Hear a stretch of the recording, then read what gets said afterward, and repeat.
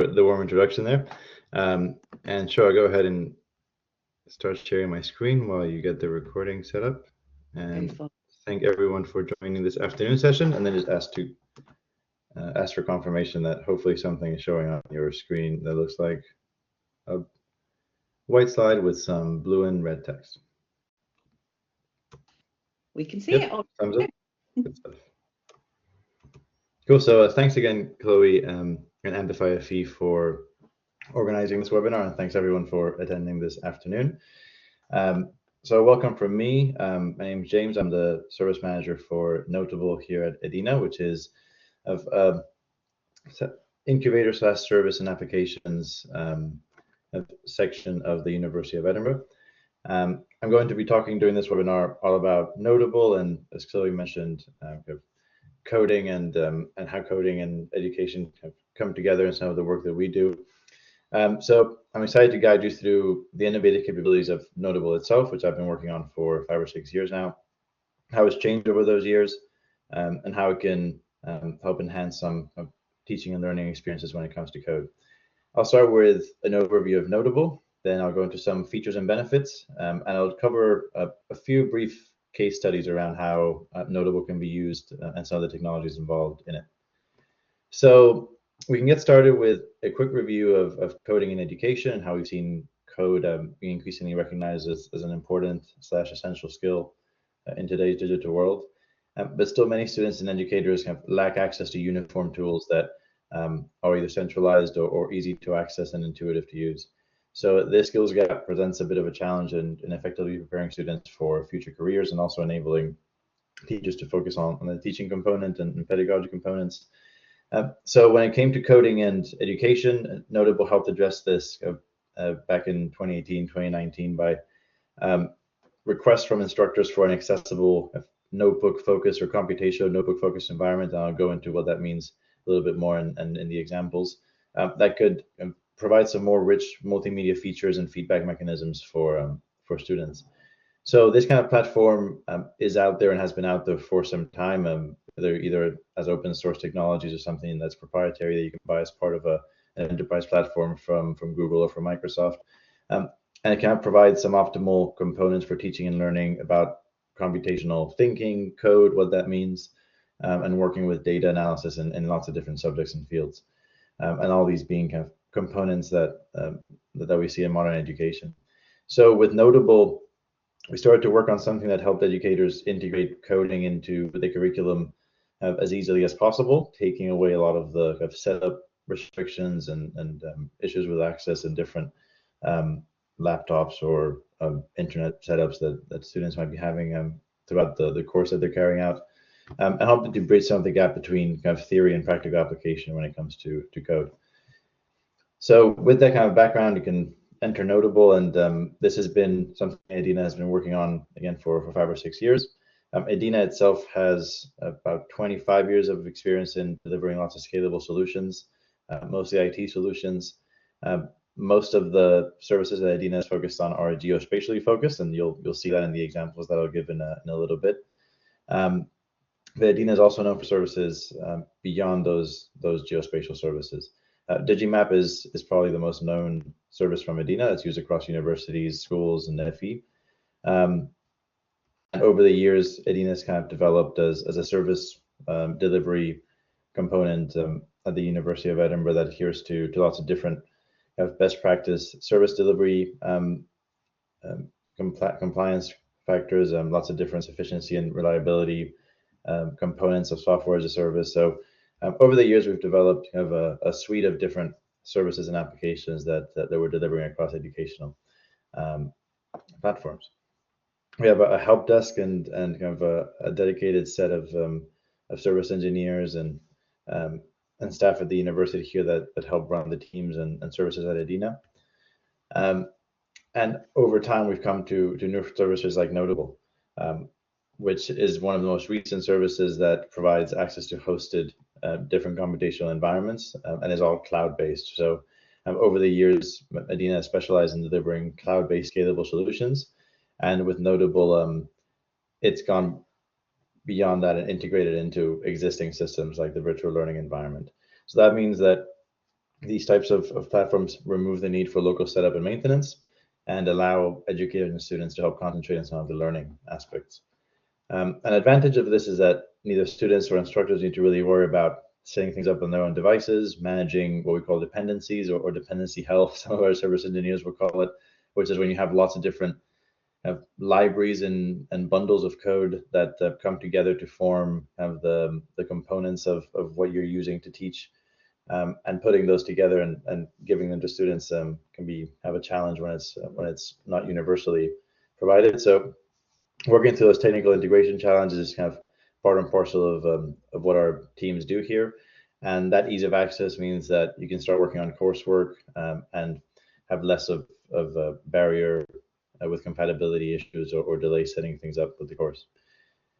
Another request that we started to get from multiple academics over the years was that need for an integration between tools and the virtual learning environment that exists. So the virtual learning environment could be anything from Blackboard, Canvas, Brightspace, lots of different platforms that have been emerging over the years to provide course access and management settings for instructors and students. With Noteable, we can use open source technologies that are out there for education that help integrate the learning environment with the tools. And that helps facilitate efficient course delivery and straightforward management of things like coding assignments, all within the course that exists already. So that means that over the years, Noteable has grown to support 12,000 plus users across a number of institutions. It comes from a trusted and robust set of teams and compliance around the university. So we provided it across multiple different sectors through agreements like CHEST, which ensures reliable and high quality experiences for all users. So that's just a bit on kind of the emergence of Noteable as software as a service and how needs for coding education have come to us from academics and with requests for developing tools like this. So here's a little bit more of the start of a demonstration of how something like this might actually look when it comes to teaching your courses. So incorporating a tool like Noteable into courses is again streamlined with that integration as an external tool by something called the Learning Tool Interoperability Standard, or LTI, which helps link tools like what we've built as Noteable with what the tool is, what the course is, which can adopt the tool on the top left you can see. So once something like Noteable is set up on a course, that means that teachers and learners can navigate into a notebook selection screen. And from there, they can choose from a variety of different coding environments that are tailored to course needs, be it Python for data analysis or R for statistical computing, for example, as you can see there in the list of drop-down notebooks available. So that kind of flexibility allows for a more customized, efficient approach to learning and helps to cater to a wide range of different academic disciplines and projects that we've seen over the years. And so here's just a note on the importance of documentation, having an efficient set of robust resources that helps provide a comprehensive study of materials to enhance the experience of using something like this set of tools, because there's a lot of different technologies involved in learning about code, in providing coding environments. So on something like our site, you can find some different notebook examples to help guide through different functionalities, help inspire maybe the start of teaching plans or teaching projects. And then you have something like the FAQs to answer common questions around how to get started with coding if you're an instructor looking at the tools involved in something like Noteable, and how you can provide quick solutions to typical issues. There's lots of different technologies out there that have come together in something like this platform, but there are other, of course, available that you might be familiar with, such as Visual Studio, Spider. So all of these kind of require their own set of documentation because they're their own set of a technology stack. So again, with something like what we're working on, as we offer a set of different notebooks, we also have extensive notebook content, including tutorials and step-by-step guides on how to get started with something like Python or R programming languages. And that helps users make the most of platforms like what we have in Noteable at all levels. A word that I'll keep repeating when I'm going through the next slides will be Jupyter, which is this name for an ecosystem that combines a couple of different coding languages and tools and libraries in one place so that you can start coding for multiple different uses. and that'll come up in the screenshots that we're going to look into when we actually launch into Noteable. So again, the resources that we're looking at here are really designed to provide a suite of resources to help empower the actual use of these tools, and making sure that there's enough guidance for success in teaching and learning. So with that kind of background on what we've learned from providing tools for teaching about code and education, we can go into a bit more detail into what these platforms can do. So we'll start to explore the exciting kind of intersection between code and, in this case, geosciences, which is one of the more popular subjects that we've, of course, come to experience in deploying these tools across different subjects. Because our expertise in geosciences means that we have a bunch and a bundle of expertise in working with geoscience libraries that our service engineers can put into tools like Noteable. So that means we can jump in now and see how tools like this can revolutionize the way we approach some geospatial data. And the case for geosciences and geospace and this Jupyter ecosystem that I'm going to be mentioning, it's actually really driving real progress, and it combines theory and application in real world settings. So that helps combine the learning that you're doing on this platform with what you actually might be progressing on to later in your educational or career journey. So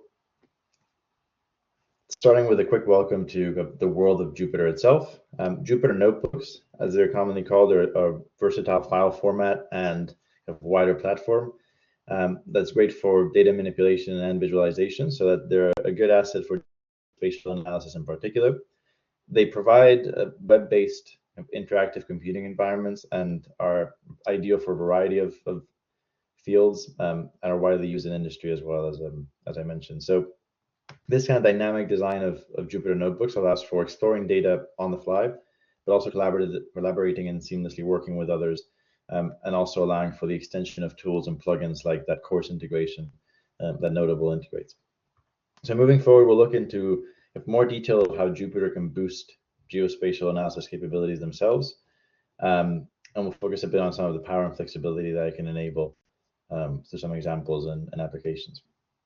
And again, when I say Jupyter, and that's Jupyter, I'm referring to the Julia, Python, and R kind of languages that were put into this project when I first started a decade plus ago. But in more modern terms, I'm also referring to Jupyter Lab, which is what you'll see in the next few slides, and is the latest kind of interactive development environment for notebooks that are used widely in education and industry. Jupyter Lab is a flexible interface that can support a lot of different kind of customized workflows in data science and scientific computing. Even in computational journalism, we've seen it being used, and machine learning more recently as well, with the rise of AI and natural language processing. So having a modular design helps add extensions as well that can enhance and enrich functionality, like grading assignments and creating a workflow between how an instructor can create snippets of code that the student can work on and then get auto-graded later on to save the instructor time, for example, in larger courses. So let's go a bit deeper then into how these tools can change the way we approach data and geosciences in particular. So the question we're asking next is, where's the space for code in about something like geography, space, maybe other subjects involving data?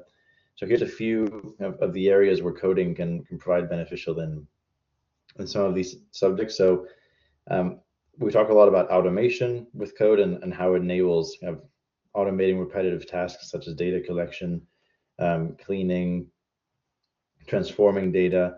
So for instance, instead of having to manually enter data from multiple sources, we can write a script that gathers the information automatically on a scheduled basis. And this can save a lot of time and minimize human error. So that can lead to more reliable data sets. And we can also automate the organization, actions, and structure of objects. Like for example, one of the examples we're going to look at are satellites, which kind of help track real life objects to find trends, risks, even investment choices. Another thing that we talk about when it comes to code and this subject is the accuracy component that algorithms can help with. So algorithms or building recipes to process large data sets, and they can do so consistently and systematically. So that helps ensure that there's no discrepancies due to human oversight, for example, or even have issues with the data itself. So that can help apply data cleaning processes, develop scripts that ensure that data sets are handled in a uniform way, and improving the overall quality and accuracy of the data, which then will eventually result in something like a map or an interactive set of visual tools. And lastly, when it comes to complexity, so code helps enable the creation of different models and simulations that would otherwise be impractical or impossible to perform manually. So for example, a model that can predict urban growth over, say, the next decade could be based on different input parameters like current population, economic indicators, land that's available. And this can be fully developed and run using a Python script in a Jupyter notebook. And we'll see some of that in the next few slides. And so such computational tasks are usually quite beyond just a single person's hands. So programming and cooperation proves really helpful there. And those are some of the tools that we see available in an ecosystem like Jupyter. So when it comes to libraries and tools that are other terms that I've been referring to when it comes to this kind of ecosystem of notebooks and Jupyter notebooks, what we're really talking about is the support of this variety of Python libraries, also other programming language libraries like R, and popular libraries such as things called pandas, GeoPandas, NumPy. These focus on providing kind of bundles of code that are helpful for data manipulation and analysis and are widely used and can be picked up easily in tools like Jupyter. For example, pandas can be used for data manipulation analysis. It focuses on tabular data. GeoPandas is an extended version of pandas that will come up, I think, in one of the examples in a bit, and that's designed to work with geospatial data. And pandas is a very popular library that's used in Python. So next, we'll see some of the uses for code in geospatial applications in particular, and we can have a look at some actual concepts and applications. Hopefully that's loading up a bit. The next slide. So this is what the Jupyter Lab interface looks like. It's designed with productivity and ease of use in mind by the largely open source community behind it. At the top, the main menu serves as a central hub for commands and options. And the left sidebar provides navigational tools like the file browser and the launcher for notebooks and for terminals. And the way something like Noteable is built, it's all cloud-based, so it's easy to manage and access projects from inside a link inside of your course. This can be set up also locally in your desktop. It can be set up as a web-hosted project. There's a few different ways and platforms available for setting Jupyter and Jupyter Notebook access up. Going back to the interface, the right sidebar can show you additional tools and extensions that can offer some deeper functionality. But the heart of this workspace is the notebook itself, which is those two files that you can see.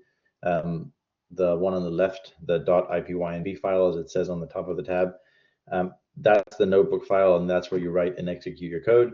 And there you can document your process with Markdown, which helps you write kind of more word-like kind of textual semantic code, and then you can visualize your results. And then for testing and quick calculations, the code console and the log console are also available as you would have with any other integrated development environment. But this is in the side of more user-friendly setup. And those also offer convenient real-time options for coding and debugging depending on the use case that you have in your course.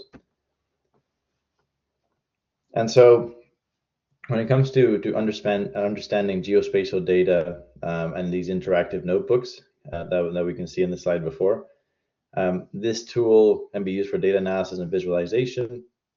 To quote someone like Stephen Wolfram, the idea of a notebook is to have this interactive document that freely mixes code, results, graphics, text, and kind of everything else that we see as useful information that we can express in a kind of document-like setting. And that encapsulates the essence of what makes these interactive notebooks a quite powerful tool. And in recent decades, especially since we've seen the rise of the internet and of web-based tools, notebooks have been used in data science and in science to document research procedures, collect data, conduct calculations, and present different findings. So they've served as a comprehensive kind of records that, as a comprehensive records tool that track methodology, make it easier for reproducing results and applying the same procedures to different data sets. Beyond this kind of scientific utility, notebooks are of course really valuable in education. Their ability to combine text with executable code means that you can mix narrative and explanation with data and visuals, and that will come up in the next few examples as well. And you could see that in the earlier slide. And that makes them really ideal for teaching complex concepts interactively, for teaching kind of a progressive set of course materials that introduces data and provides iterations of how to work with that data. So notebooks can also be used for interactive presentations. And so instead of having static slides, you can create dynamic presentations where data can actually be manipulated in real time and expressed and codified in real time.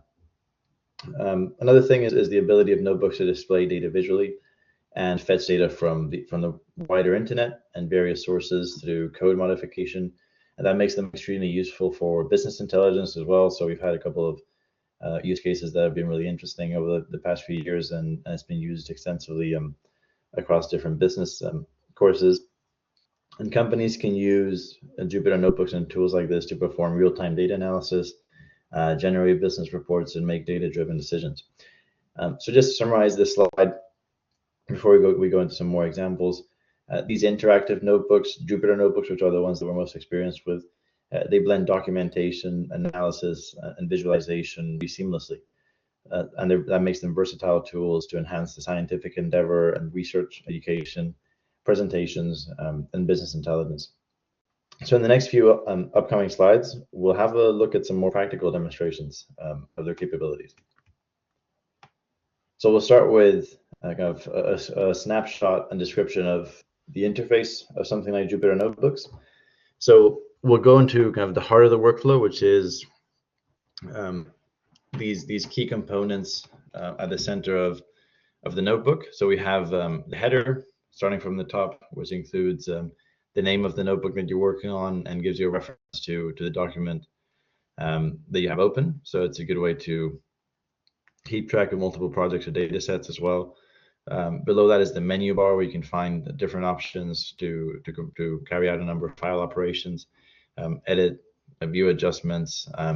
It looks a lot like the menu bar on most software applications, so it helps make it a more user-friendly way to access different controls, as well as the toolbar below it that gives access to common tasks you'll be carrying out in the notebook, saving the notebook, adding code cells, and again, these can be coding cells or markdown cells if you want to write more descriptive text. So it's a way for you to use different code and syntax interactively in the same document.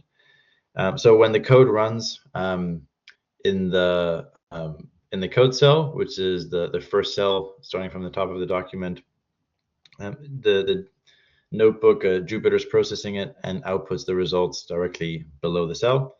So this interactive document environment is really fantastic for experimenting with code and running analyses and tweaking the approach on the fly. And so that brings us to markdown cells, which are equally important in a notebook. They allow you to write rich text, including headings, bullet points, links, and more, and they can be in either raw or rendered form. So in raw markdown cells, which is what we see here, until we double click it, it's the unformatted text that's written in markdown syntax. So it's basically the code for markdown that we can then run in the notebook to give us actually natural looking word-like type of text. So once the cell is executed, it becomes a rendered markdown cell and displays the formatted content. And that's really helpful for adding explanations, notes, and we see documentation written alongside code. It turns the notebook into a comprehensive resource, and that combines both the code and narrative and makes it easier to understand and share. So that kind of combination of these elements, code cells and markdown cells, that really helps facilitate a blend of coding and documentation, where you can execute code immediately and see the results, and then document your thought process or findings all in one place. That integration is really useful in teaching, we see, and creating tutorials, but also reporting results, really any scenario where clear communication of work involving data and code is essential. So just to sum up this slide, this Jupyter interface is really aimed to be an intuitive design to help enhance productivity with data and code and collaboration a bit. So I'll mention that in the next few slides. The header kind of keeps you oriented. The menu bar and toolbar give you quick access to the essential functions. And the combination of code cells and markdown cells, again, is that thing that allows you for a dynamic and interactive workflow. So these features are used by geospatial professionals and can perform kind of very sophisticated analyses and create well-documented reports with ease. So we'll have a look at how we could actually develop a project using this set of tools in the next few slides. But again, just to sum up with this slide here, this is the Jupyter Lab interface, which is the new, more modern interface. It's being designed with productivity and ease of use in mind. The left sidebar gives you navigational tools like the file browser and the launcher, which make it easier to manage and access your projects. And the right sidebar hosts additional tools and extensions that offer deeper functionality like access to assignments. So you can here write, execute code, document your process with your code with Markdown, and visualize results for testing code calculations. So the code console and the log console again also offer something for convenient and real-time coding and debugging. Okay, so with kind of that detail into Jupyter Notebooks and what they can do, we can next go into an example of using them something like rich maps. So the setup here is we have an aim to build some rich maps. What are rich maps? They're a compelling visualization technique that's quite popular for displaying layered data. They draw inspiration from terrain and topographical maps, and creating a resemblance to mountain ridges. And they're particularly effective for showing distributions over time or across different categories. So that helps make complex data more approachable and insightful. So in this case, we'll be using Jupyter Notebook as our development environment. And the essential libraries that we'll make use of that will come preloaded and included in something like Noteable will be matplotlib, NumPy, and pandas. For enhanced visualizations, you could also consider using other libraries like Seaborn or Plotly. So the next question we'll ask is, how do we prepare to build rich maps using something like Jupyter Notebooks and what's included in them? So firstly, we need our data, and this could come in various formats like in a Excel spreadsheet and a CSV. In this demo, we'll show how to import data from a CSV file into something like Jupyter or Noteable. And then once we have our data, cleaning that data is crucial. So that involves handling missing values and normalizing data to ensure consistency and accuracy. And finally, we need to structure the data suitably for rich plots. That means organizing it in a way that allows to create the layered visual effect that's characteristic of these rich maps.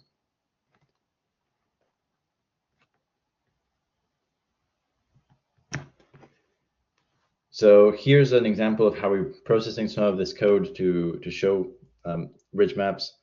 We can get practical here and see how we're using the rich map library in something like Jupyter Lab.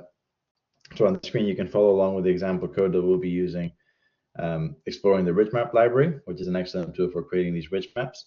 It helps simplify the process and provides kind of all the necessary functions involved in it. And we'll be creating these rich maps for the UK and the Lake District in particular. These areas have interesting topographies, so that'll make them ideal for this type of visualization.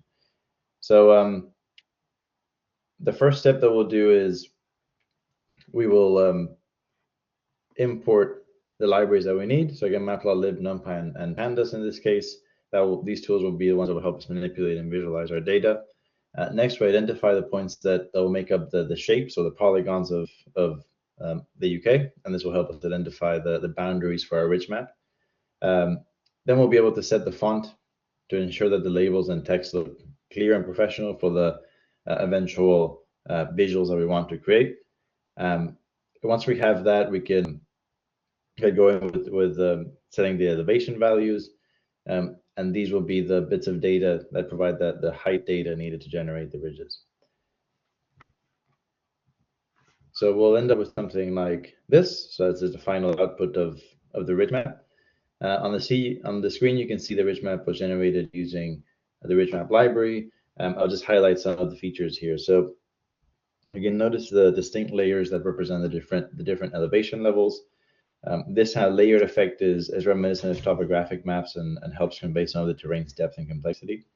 And the color map that we've chosen highlights the different elevations in a really nice way. So higher elevations will appear in one color, and then will blend down into different colors for the lower ones. And the labels and annotations again will help make the map more informative.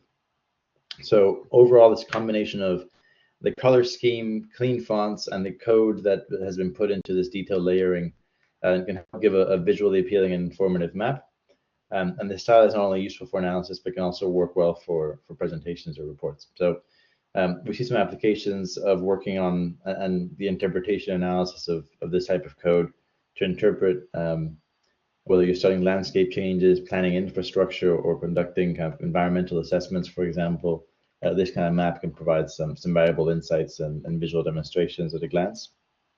And for educational uses, we've seen ridge maps be used to help students and researchers understand either complex geographical data or educational geographical data that requires engaging in an accessible and intuitive format.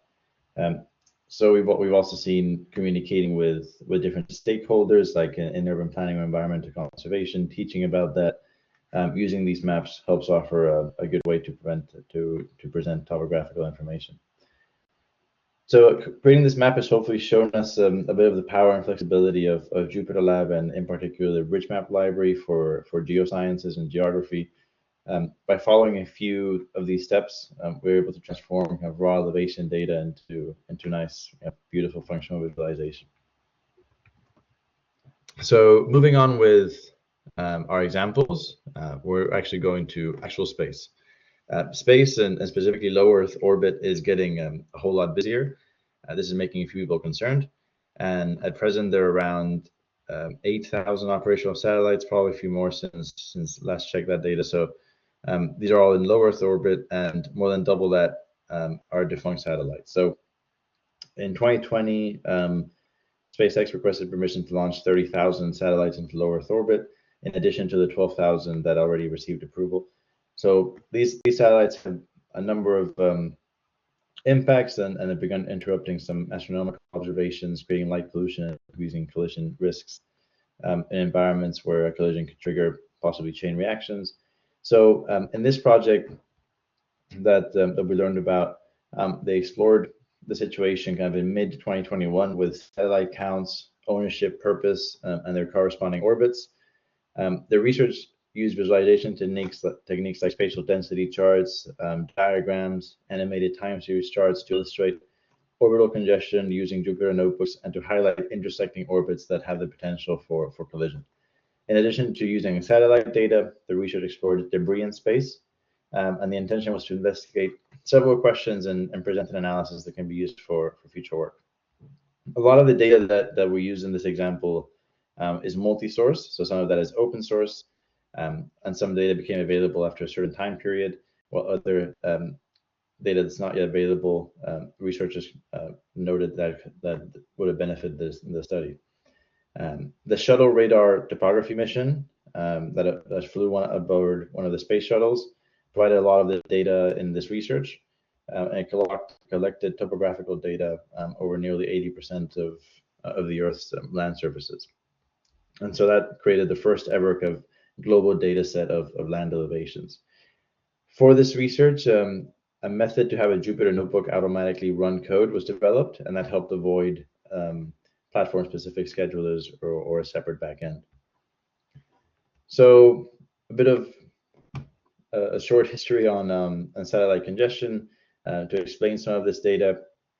So we've gone from a virtually debris-free environment to a zone that's quite cluttered with man-made objects now in low Earth orbit. So this has been increasing since 1958. And the objective of this project was to simulate and visualize satellite orbits around Earth.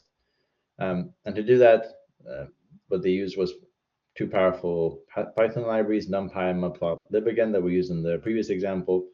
NumPy in particular was essential for handling the numerical calculations and generating the data representing satellite positions. And matplotlib was crucial for visualization of the data, enabling the creation of detailed and interactive 3D plots for the satellite orbits. And that results in a really nice visualization. I'll come up in a couple of slides. So firstly, let's talk about the terms shown in the image. So understanding these terms were fundamental for getting accurate orbit parameters that were used in the data to then represent the visualization. Things like the perigee, the point in the orbit closest to Earth, then the major axis, that was the longest diameter of the orbit, and then the tilt of the orbit's plane being the inclination with respect to Earth's equator plane. So using these parameters, the research calculated the trajectories and positions of satellites and used that to visualize their orbits in 3D. Matplotlib helped render Earth as a 3D object and to plot the satellite orbits around it, and that offered a comprehensive view of their spatial relationships for this visualization. So the key of this research was to make things more interactive, to provide visual insights. And to make the visualization more interactive, they used a magic command that's available in Jupyter. It's a feature in Jupyter Notebooks that allows to manipulate 3D plots directly within the notebook. And that enabled interactivity meant that we can rotate and zoom into the 3D visualization, allowing dynamic interaction and a better understanding of the spatial distribution and congestion of satellite orbits. So exploring from different perspectives helped gain a kind of empirically based deeper understanding and insight into orbital congestion and how satellites are distributed around Earth. And combining libraries into Jupyter like NumPy, Matplotlib, help simulate visualizations and enhance the interactivity of this research. So we'll see what that looked like in this next slide. This is the vivid visualization of space debris that's developed over time. It's a very compelling GIF that has been taken from the Jupyter Notebook, analyzing this data, and illustrates the distribution and movement of debris in low Earth orbit. As you can notice, the concentration of debris in certain regions. You can notice the altitudes where many satellites operate being particularly crowded. And the visualization can help us understand the concept of something called the Kessler syndrome in the case of this research and how it was being taught, which is a scenario where the density of objects in low Earth orbit is high enough that collisions between objects can cause a cascade effect. So really effective visual for defining concepts in a classroom and in a course. And so that brings us to the case for Jupyter and geosciences and education more broadly. Jupyter offers an integrated environment that brings together data analysis, visualization, and sharing of data, and offers a kind of one-stop solution for handling complex geospatial projects, as we've seen. It supports a wide range of geospatial libraries and tools, which makes it incredibly versatile for lots of different various analytical needs. And it's an interactive visualization tool. So one of the standout features that we've seen is its ability to create dynamic and interactive maps. And this capability enhances our understanding of data. With tools like Matplotlib, GeoPandas, Plotly, Jupyter can enable rich visualizations that are both informative and engaging. And being a mostly Python-based environment in tools like Noteable and in Jupyter, this allows for extensive customization, and you can adapt that to fit specific project requirements. And that can efficiently handle diverse different data formats, like geospatial data formats and the examples that we've looked at, and different complexity levels, which makes it suitable for a wide range of applications and course needs.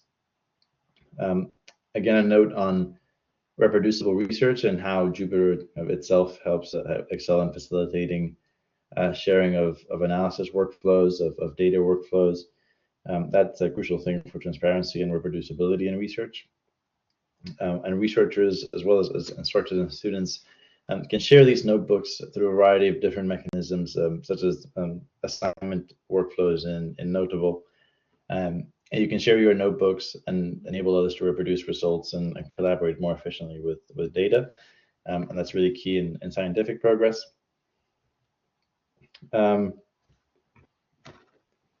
Another thing is the community and resources that have emerged around Jupyter. So Jupyter benefits from having a fairly large, in the thousands of users and contributors, active community that provides robust support and rich resources and an ongoing development roadmap for a number of the ecosystem and features and components in Jupyter. And there are also abundant tutorials involving Jupyter notebooks and their extensions and their integration opportunities, and lots of documentation around this. So you're never short of learning materials and tools to extend functionality of working with code in these types of tools. So to kind of summarize, again, Jupyter is this powerful and flexible tool that we've kind of grown to love in a lot of the work that we do, I guess, and meets multiple diverse needs of geospatial professionals. There's, of course, lots of other different tools available, but it's one of the key open source champions that we've identified that satisfies a number of different needs in multifaceted platforms like education and education institutions. And the kind of comprehensive set of features bide well with the kind of open, transparent governance that we have here as an institution as well. So looking at the time, I'll have, I think, one or two more brief slides, but I'll start thanking everyone for your attention now as we start to wrap up. I hope the presentation has demonstrated some of the more remarkable areas of potential for things like Jupyter in data analysis and geospatial analysis in particular, given the examples that we've looked at. So we'll take some time for questions or discussions, but just looking at this kind of wrap-up slide as we conclude, one of the things that platforms like Noteable have really focused on is digital literacy, as that's something that's increasingly recognized as really important in education. And things like Noteable and Jupyter tools lower the barrier to entry for both students and educators working with data, helping to provide tools that are designed for that effective classroom integration, for coding that's uniform all the way to from coding with Python and other popular tools to modern large language models and GPTs. So this helps empower learners to thrive in an increasingly digital world. So that brings us to this last slide that summarizes what we're doing also by inviting everyone to this webinar. It's one of the few introductions to Noteable that we're doing to colleges, to educational institutions outside of the University of Edinburgh and the other institutions that we have been working with over the last couple of years. And we want to hear from you about maybe your coding needs and setup as well. So we have a website here that you can see on the screen. And we'd love for you to reach out and ask any questions that you might have from this session, from what you've heard about Noteable, or from having a read of anything that you might find of interest on our website. And we look forward to chatting with you about anything that you've seen or what uses for coding environments might be. So we also love to provide some pilot cases of Noteable in different colleges that have a learning environment. Again, one of the key benefits of Noteable is that seamless integration with the course and the learning environment. So we'd love to hear from you in terms of any setups that you have that we could explore working together with on this integration. For additional support resources about Noteable, we invite you to visit the website, which offers a suite of materials that are designed to enhance the experience with platforms like Jupyter and Noteable. On the site, you'll find, again, that variety of notebook examples and an FAQ section that addresses common questions and gives guidance for the workflows that you might be looking at when you're getting started with these tools. So thanks again, everyone, for your time, and I'm happy to answer any questions. I'm just going to switch over to Blackboard, but hopefully I'll be able to keep the slides there and see if there's any questions that have come up. I see a few highs. That's great. And thanks, Larry. You shared a link about upcoming community space events and resources. But I'll just give a minute of silence from me. I've been talking for a while to see if any questions come up. Feel free to add on the chat or raise your hand or whatever else Blackboard lets you do to ask a question. But otherwise, if we finish a bit early, we'll give everyone a bit of their lunchtime back.